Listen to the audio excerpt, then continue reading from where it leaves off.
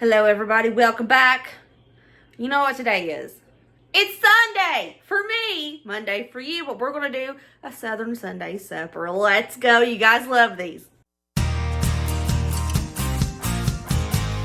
For today's Sunday supper, I decided that I was going to go downstairs and dig out stuff that needed to be used. So we're going to do a little bit of everything today, but it's going to be delicious. For the dessert today, you got to have a dessert on Sunday supper, but we're going to be doing poor man's chocolate cake. That is a delicious chocolate cake that doesn't require any eggs. Eggs are expensive right now. So, yeah, we're taking it easy on the eggs.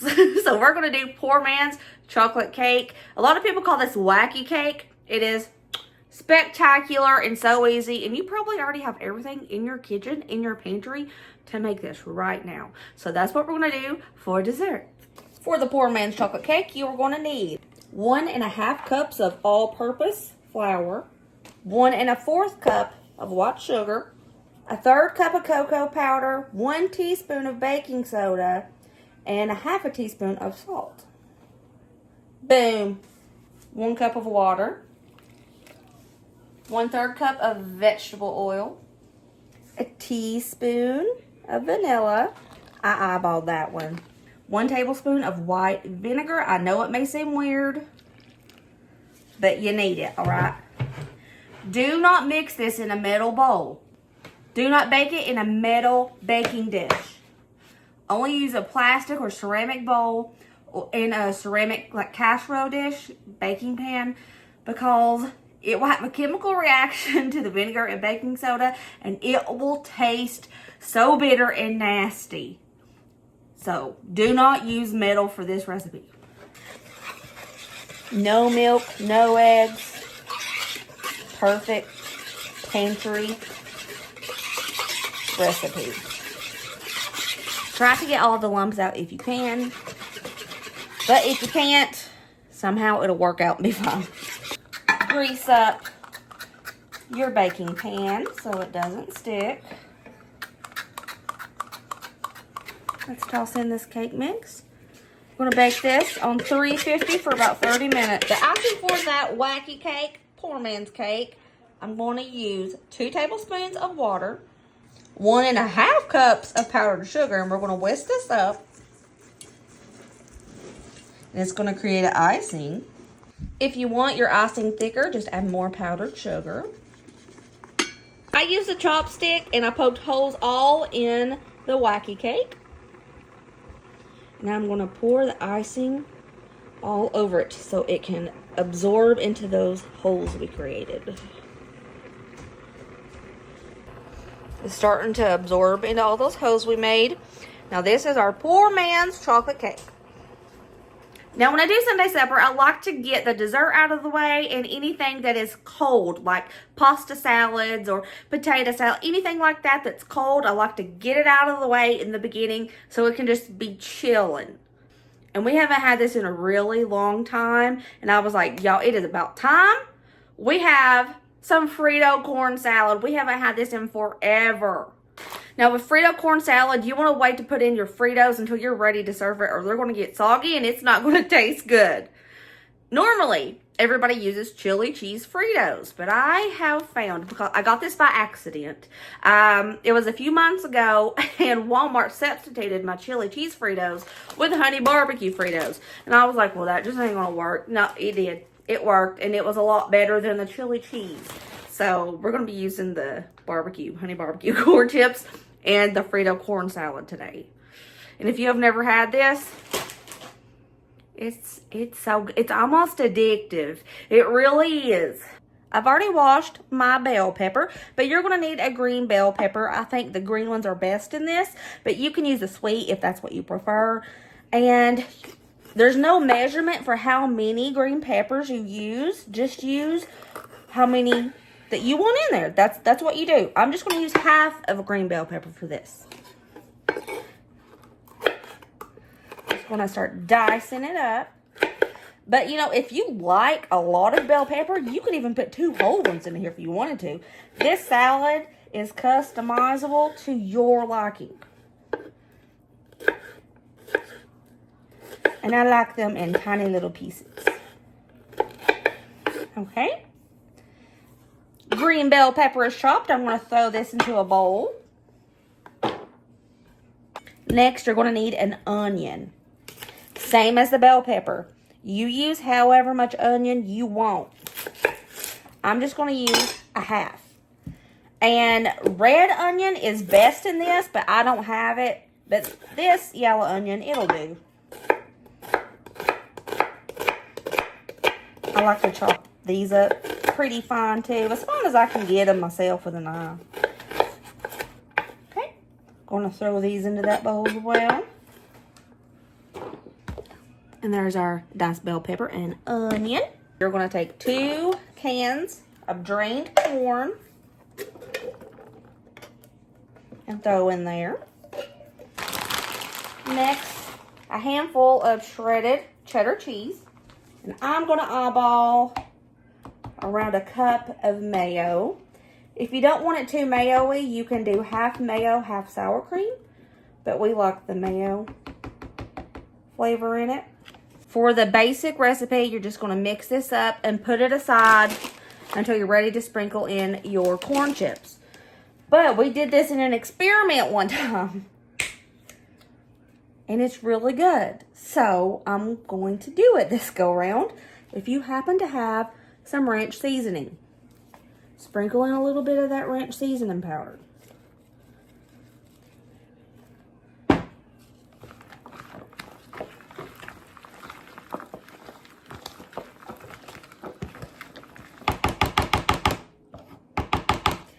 And that's all I'm going to do. I'm going to put the lid on this, put it in the fridge, and when I'm ready to serve it, I'm going to crunch up these corn chips and sprinkle in it and stir it up. So for our main dish today, I got to get it started early because it has to simmer for a good hot minute so it can get nice and tender. Y'all remember a couple weeks ago, I found some really good sales on meat at Ingles, and I got these pork loin medallions, $2.44. And I got 2 packs of them. Well, I dug this out of the freezer, and that's what we're going to be making today.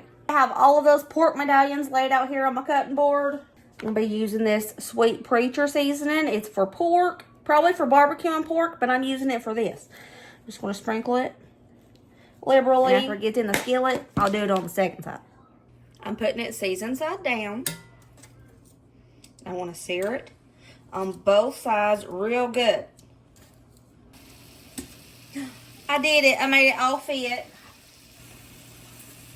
Sprinkling the Sweet Preacher seasoning on this side as well.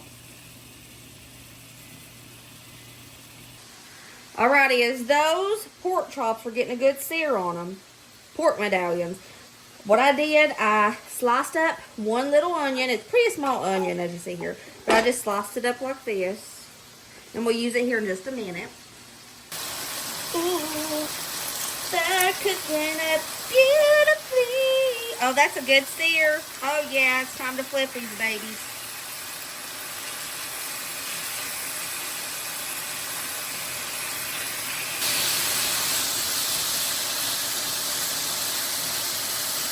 Okay. Let them sear on the other side as well. Once both sides have a good sear, oh, yeah, we're going to remove all of the pork medallions, tenderloin, whatever, into a plate. Just like so. They don't have to be done on the inside, just a little sear on the outside. It helps give it flavor.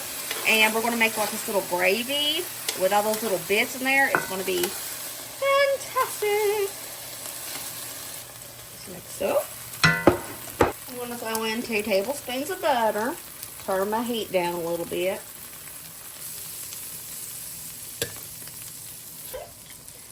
Now we're going to take the onion that we diced, toss it in here, saute it up until they're translucent, and even if you want, you can caramelize them a bit.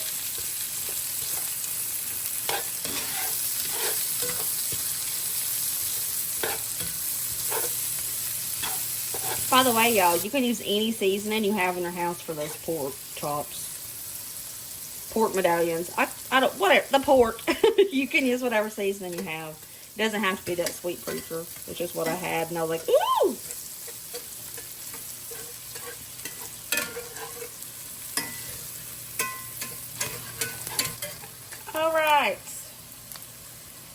in and throw in 2 tablespoons of all-purpose flour.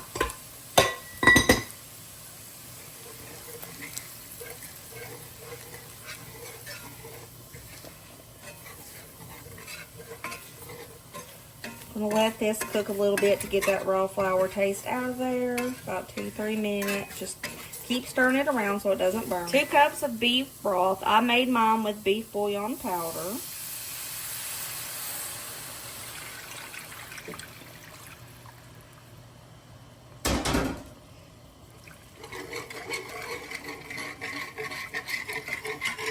Whisk this up until it starts getting a little thick, and then we're going to turn the heat way down to simmer.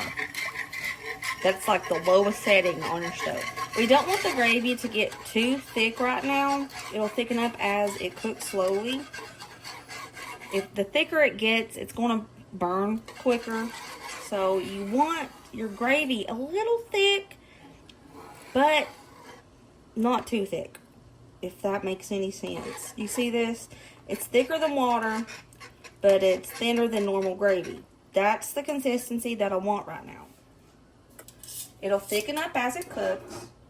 So what we're going to do is add back all those little pieces of pork.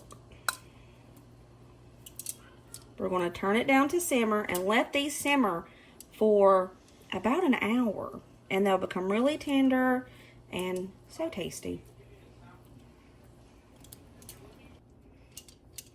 All that juice, I'm pouring that back in there. Covering it, letting it simmer. I will check it occasionally and flip it, but I'm just letting it simmer for about an hour. Let's take a peep. Ooh, looking pretty, ain't it? Looking awful pretty. Little flippy.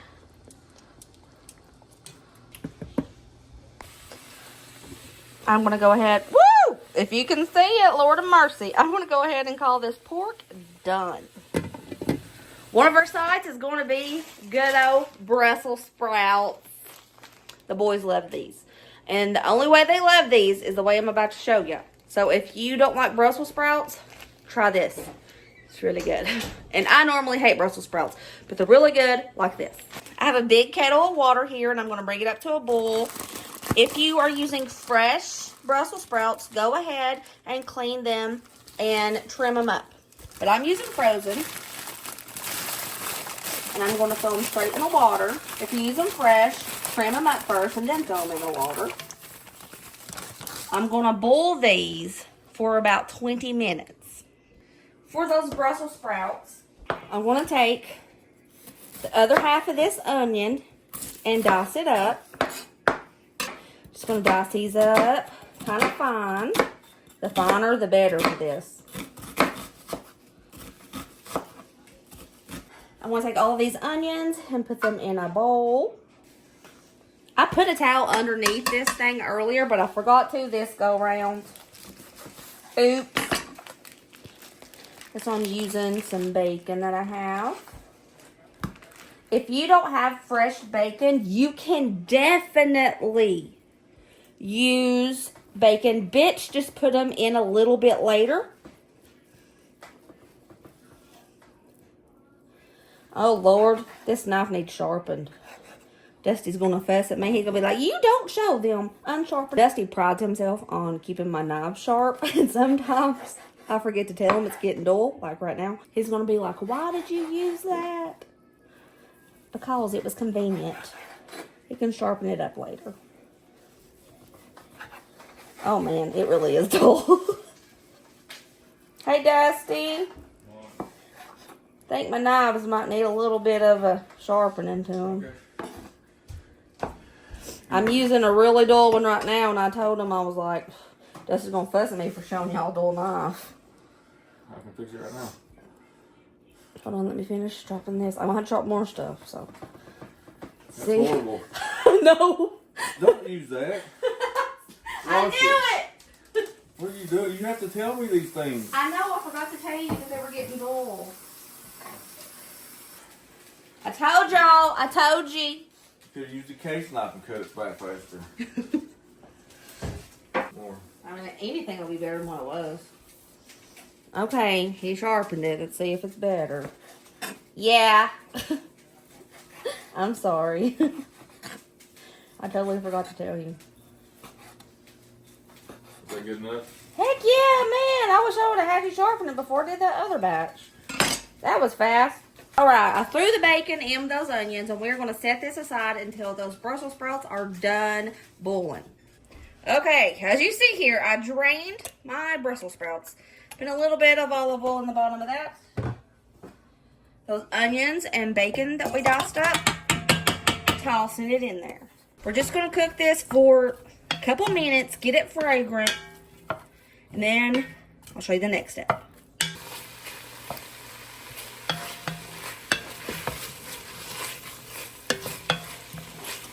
Once it starts showing that it's cooking down a bit, it's getting kind of fragrant, toss in those drained Brussels sprouts.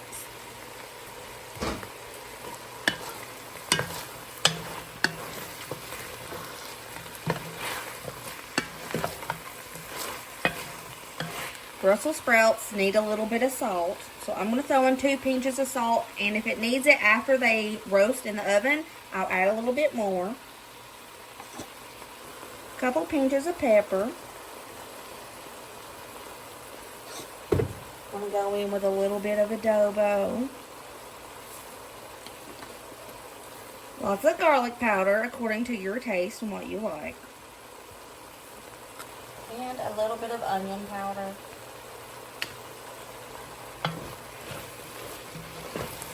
Mix it up real good.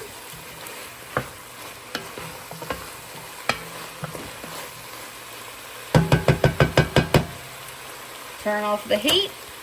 Put it on a lid or aluminum foil, and we're going to bake these in the oven on 350 for about 45 minutes. Alrighty, y'all. I got a pot full of water getting ready to boil. The kids have requested homemade mac and cheese tonight, so we're making some homemade mac and cheese. Going to cook up this pasta, bring it to a boil.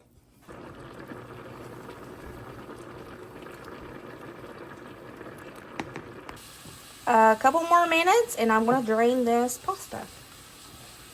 I drained the macaroni noodles, and over here I have a little over half a stick of butter melting.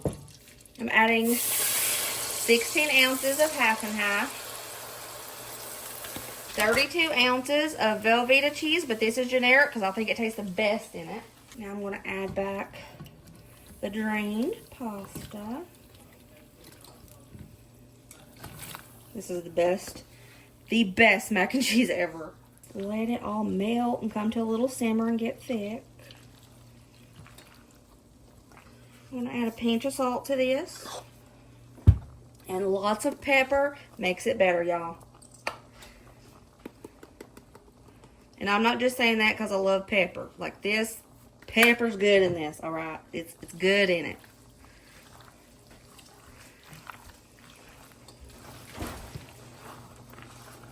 Looking gorgeous. Remember to keep stirring it so it doesn't stick as everything's melting. Looking beautiful. Oh, the glorious macaroni and cheese. This heats up really well. If there's leftovers, there's hardly ever leftovers of mac and cheese in this house. But it does heat up really well. Just add a little bit of milk to it. Put it on the stove. Perfect. Like you just made it. Calling the mac and cheese done. Back here I have an iron kettle, cast iron kettle, and I put a little oil in it because it needed a little bit of oil, and I turned it on. That's why it's steaming. Some green beans I canned. Woo! Look at you, girlfriend. Okay. Sorry about that. Do you own canned potatoes and you don't know what to do with it? Well, this is something you can do, and it's real easy. And it's delicious like this. Get you some green beans. Take your whole potatoes. Whoop! Don't do that. Slice them up. Or you can leave them whole, but I like to do them like this. Little bite-sized pieces are perfection. I'm just using 1 can of them. I'm going to toss in about 3 tablespoons of butter. Go in with a couple pinches of salt. Going to go in with some black pepper as well. Salt and pepper to your taste. All right. Turn the heat on, and we're going to boil these until the water is almost gone and you're almost frying the green beans and taters. It is the best green beans and taters you'll ever have. I'm confident when I say that.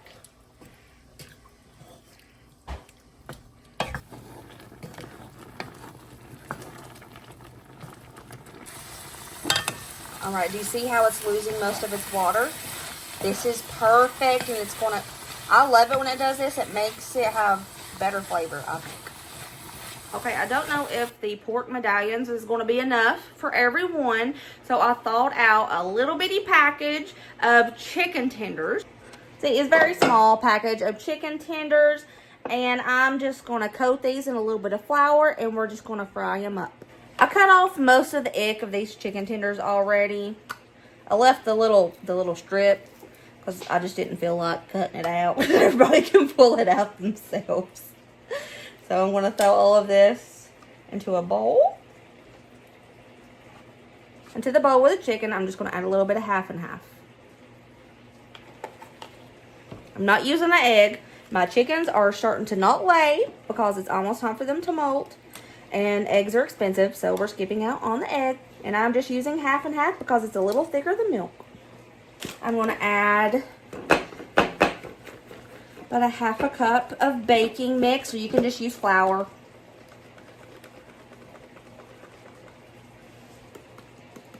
Black pepper, pinch of salt, onion powder, a garlic powder,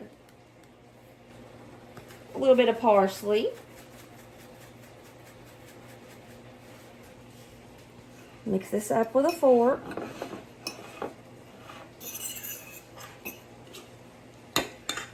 Take that chicken with the half and half on it. Just dredge it lightly. I'm not going to like make this completely covered. A light little coating of this mix is perfect.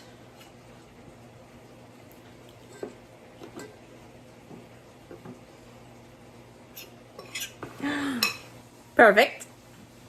I have some oil in this skillet, heating up, and I want to toss in. It's not hot yet. Be right back. All right, that oil's hot enough now. Let's toss in the chicken we coated. There we go. Perfect.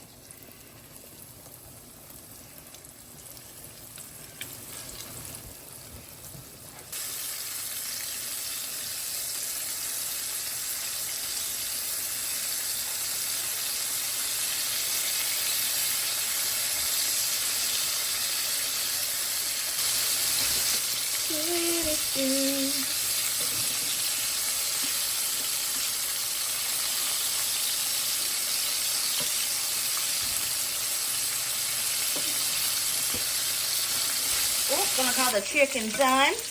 Looks nice and golden brown.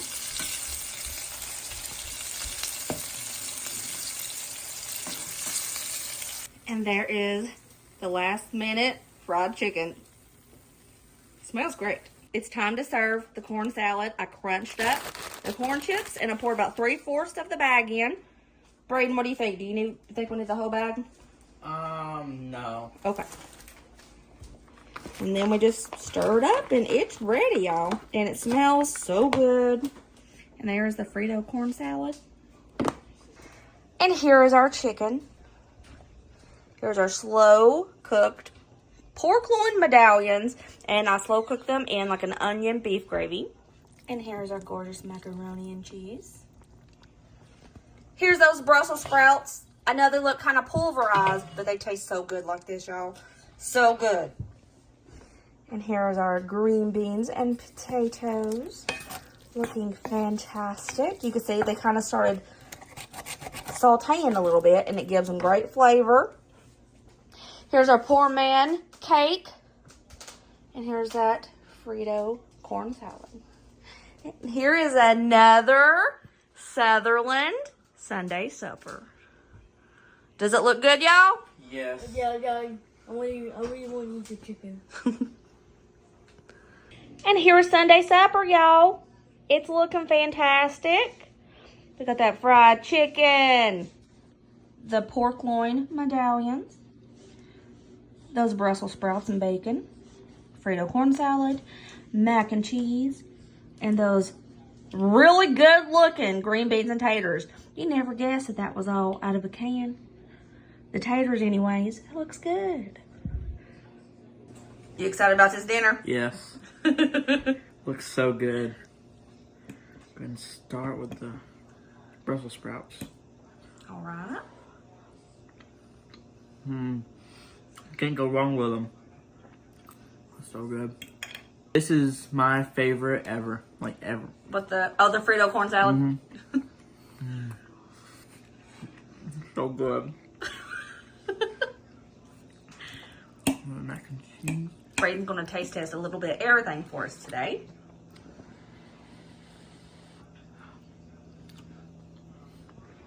Best mac and cheese ever. Ever. Thank you. Thank you. Now what? Oh, the slow cooked pork. Yeah. Did it fall apart tender? Mm-hmm. Woohoo! Holy crap.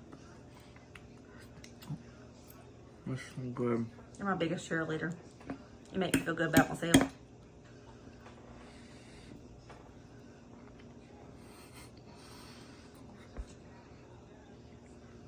It's so good. Y'all, we barely ate all day because we've been waiting for Sunday supper. Because it has to be a big dinner, you know. And there's always leftovers. Is it a fried chicken okay? Mm-hmm. So, what do you rate my Sunday supper today? 10? Mm-hmm. Thanks. Okay, Ryder, how we feel? Extremely tender. Of the pork? Okay. How we feel about those Brussels sprouts today? Very good, very good. Thank you. Going in with the green beans and taters.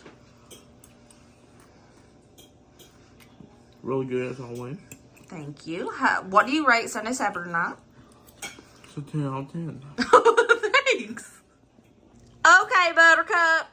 Let me know how Sunday supper is tonight.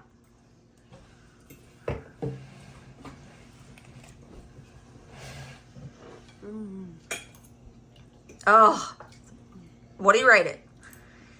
10. 10? Thank you, baby. Poor man chocolate cake, go. That's good. That's really good. Thank y'all for coming over for Sunday supper. We really enjoyed having you guys over, and I love you so much.